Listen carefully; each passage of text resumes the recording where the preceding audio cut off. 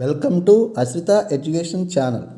స్వాతంత్రం వచ్చినప్పటి నుండి నేటి వరకు భారతదేశాన్ని 15 మంది ప్రధానమంత్రులు పరిపాలించారు.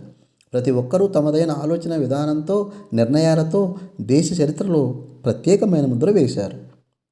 భారత రాజ్యాంగం 74వ ఆర్టికల్ నందు ప్రధానమంత్రి నాయకత్వంలోని మంత్రిమండలి లేదా కౌన్సిల్ ఆఫ్ మినిస్టర్స్ పాలనలో రాష్ట్రపతికి సలహా ఇస్తుంది.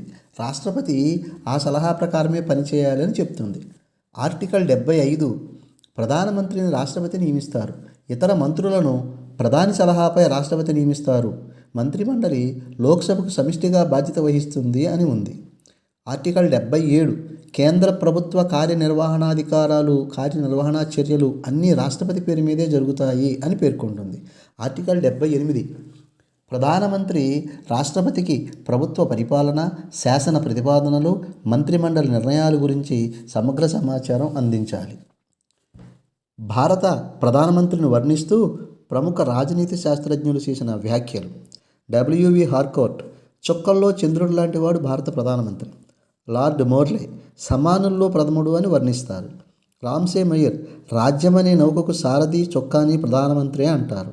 ఐవర్ జెన్నింగ్స్ సూర్యుని చుట్టూ గ్రహాలు తిరిగినట్లుగా ప్రధానమంత్రి చుట్టూ వ్యవస్థ తిరుగుతుంది అని చెప్పారు. 1947 ఆగస్టు 15 స్వతంత్రం వచ్చిన తర్వాత జవహర్లాల్ నెహ్రూ తొలి ప్రధానిగా దేశ నిర్మాణానికి బలమైన పునాదులు వేయడంలో కీలక పాత్ర పోషించారు. దేశం స్వయం సమృద్ధిగా ఎదగడానికి కావలసిన అనేక స్వతంత్ర సంస్థల స్థాపనకు కృషి చేశారు. అలీన విధానానికి బీజం వేశారు. 1947 ఆగస్టు 15 నుండి 1964 మే 27 వరకు అనగా 6130 రోజులు ప్రధానమంత్రిగా కొనసాగారు. వీరి మరణానంతరం గుల్జారీలాల్ నందా 2 సార్లు తాత్కాలిక ప్రధానమంత్రిగా బాధ్యతలు నిర్వర్తించారు. మొదటిసారి నెహ్రూ మరణానంతరం, మరలా రెండవసారి లాల్ బహదూర్ శాస్త్రి గారి మరణానంతరం ప్రధానిగా పనిచేశారు. దేశం అత్యంత క్లిష్ట పరిస్థితిని ఎదుర్కొంటున్న సమయంలో వీరు ప్రధానిగా సారథ్యం వహించారు. అనంతరం లాల్ బహదూర్ శాస్త్రి గారు 1964 జూన్ 9 నుండి 11 జనవరి 1966 వరకు అనగా 581 రోజులు ప్రధానమంత్రిగా బాధ్యతలు నిర్వర్తించారు. శాస్త్రి గారు పొట్టివారే కానీ చాలా గట్టివారు అనిపించుకున్నారు. ఎంతో ధైర్యము, నిజాయితీ, నిబద్ధత కలిగిన నాయకుడు.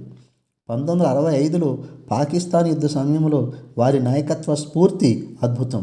జై జవాన్ జై కిసాన్ అనే నినాదాన్ని ఇచ్చి పాకిస్తాన్ సైన్యాన్ని లాహోర్ దాకా తరిమికొట్టారు. దేశంలో ఆహార ఉత్పత్తి నిల్వల పెంపునకు అధిక ప్రాధాన్యత ఇచ్చారు. దురదృష్టవశాత్తు వీరు తాష్కెంట్లో ఒప్పంద సమయంలో మరణించారు. అనంతరం ఇందిరాగాంధీ గారు భారతదేశపు తొలి మహిళా ప్రధానమంత్రిగా బాధ్యతలు చేపట్టారు. 1966 జనవరి 24 నుండి 1977 మార్చ్ 24 వరకు మొదటి దఫా, మళ్ళీ జనవరి 14 1980 నుండి అక్టోబర్ 31 1984 వరకు ఇలా 2 దఫాలుగా 5829 రోజులు ప్రధానమంత్రిగా ఉన్నారు. వీరి నిర్ణయాల్లో ముఖ్యమైనవి బ్యాంకుల జాతీయకరణ, 1971 భారత్ పాకిస్తాన్ యుద్ధం, తద్వారా బంగ్లాదేశ్ ఆవిర్భావంలో ఈమె కీలక పాత్ర పోషించారు. సిమ్లా ఒప్పందం ఆమె పాలనలో మైలురాళ్ళు. దురదృష్టవశాత్తు పాలనలో కేంద్రీకరణ పెరిగింది కూడా ఈమె సమయంలోనే. దేశానికి చీకటి రోజులుగా చెప్పబడే ఎమర్జెన్సీని వారి సమయంలోనే విధించారు.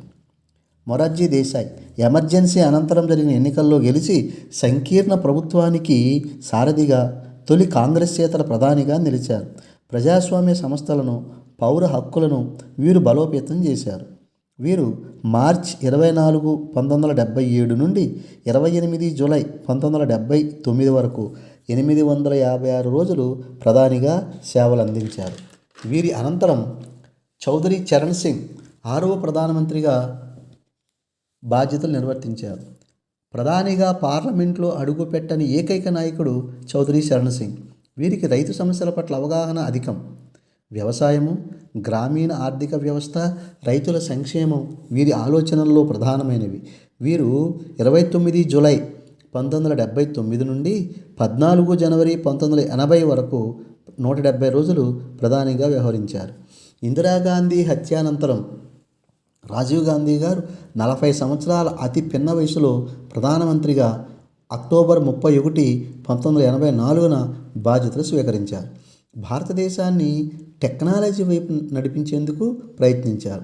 కంప్యూటర్లు, టెలికమ్యూనికేషన్లు మొదలైన వాటికి అధిక ప్రాధాన్యత ఇచ్చారు. వీరు 2 డిసెంబర్ 1989 వరకు 1858 రోజులు ప్రధానమంత్రిగా బాధ్యతలు నిర్వర్తించారు. విశ్వనాథ ప్రతాప్ సింగ్, విపి సింగ్గా ప్రసిద్ధులు. వీరు మందా సంస్థానానికి మహారాజు, సంస్థానం అధిపతి. వీరు సామాజిక హోదాలను మార్చేందుకు మండల్ కమిషన్ సిఫార్సుల అమలుకు ప్రయత్నించారు. అది దేశవ్యాప్తంగా విస్తృత చర్చకు ఆ రోజుల్లో దారితీసింది. వీరు 2 డిసెంబర్ 1989 నుండి 10 నవంబర్ 1990 వరకు, అంటే 343 రోజులు ప్రధానిగా బాధ్యతలను నిర్వర్తించారు. వీరి అనంతరం చంద్రశేఖర్, వీరు యంగ్ టర్క్గా ప్రసిద్ధులు. వీరు దేశంలోని పరిస్థితులను తెలుసుకొనుటకు చేసిన పాదయాత్ర ఆయనకు ప్రత్యేక గుర్తింపు తెచ్చింది. మన దేశ బంగారు నిల్వలను బ్యాంక్ ఆఫ్ ఇంగ్లాండ్లో తాకట్టు పెట్టి వచ్చిన డబ్బుతో ప్రభుత్వాన్ని నడిపారు. వీరు 10 నవంబర్ 1990 నుండి 21 జూన్ 1991 వరకు, అనగా 223 రోజులు ప్రధానమంత్రిగా బాధ్యతలు నిర్వర్తించారు. వీరి అనంతరం 10వ ప్రధానమంత్రిగా శ్రీ పివి నరసింహారావు గారు ప్రధానమంత్రి బాధ్యతలు నిర్వర్తించారు. వీరు తెలుగువారు. భారతదేశానికి వీరి నాయకత్వం ఒక చారిత్రక అవసరం. 1991లో భారతదేశం తీవ్రమైన ఆర్థిక సంక్షోభంలో ఉన్నప్పుడు మన దేశ బంగారు నిల్వలు తాకట్టు పెట్టబడిన దుస్థితుల నుండి దేశాన్ని రక్షించిన మేరునగ ధీరుడు. ప్రసిద్ధ ఆర్థికవేత్తను తన ఆర్థిక మంత్రిగా చేసి సంస్కరణల వేట ప్రారంభించారు. నూతన ఆర్థిక విధానాన్ని ప్రకటించారు. రూపాయి విలువను తగ్గించారు. లైసెన్స్ రాజ్ వ్యవస్థకు చరమగీతం పాడారు. ప్రభుత్వ సంస్థలను ప్రైవేటీకరించి ఆర్థిక సంస్కరణలను అమలు చేశారు. ఆ తర్వాత ప్రధానమంత్రులుగా ఎవరు బాధ్యతలు చేపట్టినా చిన్న చిన్న మార్పులతో వారు ప్రవేశపెట్టిన సంస్కరణలనే అమలు చేస్తున్నారు. వీరు 21 జూన్ 1991 నుండి 16 మే 1996 వరకు, అనగా 1791 రోజులు ప్రధానమంత్రిగా బాధ్యతలను నిర్వర్తించారు. మైనారిటీ ప్రభుత్వాన్ని 5 ఏళ్లు నడిపించిన ఘనత వారి సొంతం. వీరు అపార మేధావి. 17 భాషలు చదవడం రాయడం తెలుసు. వీరి అనంతరం హెచ్డి దేవగౌడ. వీరు కర్ణాటక రాష్ట్రానికి చెందిన రైతు కుటుంబం నుంచి వచ్చారు. ప్రాంతీయ రాజకీయాల నుండి జాతీయ రాజకీయాలకు వచ్చారు. 1 జూన్ 1996 నుండి 21 ఏప్రిల్ 1997 వరకు 324 రోజుల పాటు ప్రధానమంత్రిత్వం వహించారు. వీరి అనంతరం ఇంద్రకుమార్ గుజ్రాల్. వీరికి విదేశాంగ విధానంలో మంచి పేరుంది. అందుకే వీరి సిద్ధాంతాన్ని గుజ్రాల్ డాక్ట్రిన్గా పేర్కొంటారు.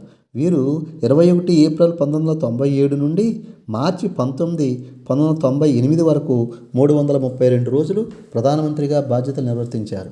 వీరి అనంతరం 13వ ప్రధానమంత్రిగా వచ్చిన అటల్ బిహారీ వాజ్పేయి ప్రయాణం చాలా విశిష్టమైనది. వీరు 1996లో పివి నరసింహారావు గారి తర్వాత కేవలం 13 రోజులే ప్రధానమంత్రిగా పనిచేశారు. మళ్ళీ 1998, 1999 మధ్యంతర ఎన్నికల్లో ఎన్డీఏను ఏర్పాటు చేసి దేశాన్ని 6 సంవత్సరాల కాలం పరిపాలించారు. వీరు జాతీయ రహదారుల అభివృద్ధి కోసం, మౌలిక సదుపాయాల కల్పన కోసం ప్రత్యేక కృషి చేశారు. గోల్డెన్ క్వాడ్రాపుల్, పాకిస్తాన్కు రైలు ప్రయాణంతో ఆ దేశానికి స్నేహస్థాన్ని అందించడం, కార్గిల్ యుద్ధం వీరి పరిపాలనా దక్షతకు నిదర్శనం. అనంతరం 2004 ఎన్నికల్లో డాక్టర్ మన్మోహన్ సింగ్ 14వ ప్రధానమంత్రిగా బాధ్యతలు స్వీకరించి 2014 వరకు 10 సంవత్సరాల పాటు పనిచేశారు. వీరు అమెరికాతో అణు ఒప్పందం, గ్రామీణ ఉపాధి హామీ పథకం, ఆహార భద్రతా చట్టం, ఆర్టీఐ, ఆర్టీఈ వంటి అనేక చట్టాలు వీరి కాలంలో రూపుదిద్దుకున్నాయి. వీరు 2004 మే 22 నుండి 2014 మే 26 వరకు 3656 రోజులు ప్రధానమంత్రిగా పనిచేశారు. వీరి అనంతరం 2014 ఎన్నికల్లో నరేంద్ర దామోదర్ దాస్ మోడీ 2014 నుండి 3 వరుస సాధారణ ఎన్నికల్లో గెలిచి ప్రధానమంత్రిగా కొనసాగుతున్న ఘనత వీరి సొంతం. వీరు Jan Dhan Yojana, Swachh Bharat, make in India, digital India వంటి అనేక కార్యక్రమాలు చేపట్టి భారతదేశ ఔన్నత్యాన్ని చాటి చెప్పారు. వీరి పరిపాలనా కాలంలో ప్రపంచ దేశాల్లో భారతదేశం పరపతి పెరిగింది. బలమైన విదేశాంగ విధానాన్ని అమలు చేస్తున్నామని చెప్తున్నారు. ఈ ప్రయాణం కేవలం ప్రధానమంత్రుల చరిత్రే కాదు, స్వతంత్ర భారతదేశం ఏ విధంగా మార్పు చెందుతూ ఉందో మనం అర్థం చేసుకున్నట్టుకు సహాయపడుతుంది. Thank you. మరొక టాపిక్తో మళ్ళీ కలుద్దాం. Thank you very much.